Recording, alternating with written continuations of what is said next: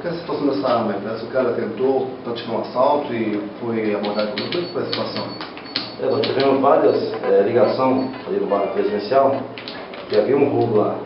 A gente deslocou para lá do local, tinha umas motos BMC, nossa de serviço, umas motos têm mais condições mais rápidas para o trânsito. Ela chegou já em tempo, com 5 minutos já acontecido já o ato lá, e nesse intervalo nós chegamos no local. Foi verificado, a vítima declarou que chegou na sua residência, estava vindo da escola. Assim que ele entrou na residência, foi abordado por 2 elementos. Assim que ele entrou na residência, ele entrou em luta corporal, com 2 agentes.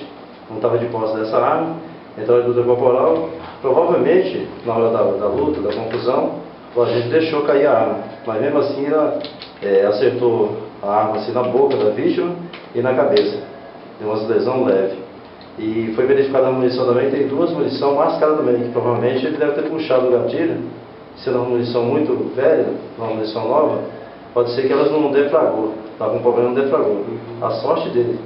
No momento lá da abordagem, o outro falou para você se dá para reconhecer quem são os caras, mas eles são aí do bairro mesmo, não?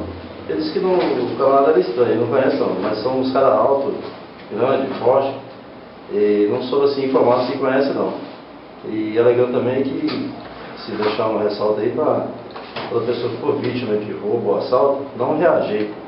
No caso aqui, os agentes tentou desferir assim, a arma, mas a arma mascou, entendeu? É sorte dele, porque senão, se tivesse deflagrado a munição, provavelmente ele era de ser vítima fatal no local do roubo. Então, a princípio, foi uma tentativa de assalto e a vítima reagiu. Isso, uma tentativa. Provavelmente ele estava querendo a moto, porque ele chegou de moto, entrou dentro da residência, ele chegou logo para pedir, talvez a chave, ele anunciou um roubo, né? Mas ele não deu para saber o que eles queriam, porque no dinheiro não tinha em casa, o que tinha só a moto. Provavelmente ele ia pegar a chave da moto e foi onde que houve a reação dele, entrou em luta corporal com os agentes e acabou esquecendo a arma.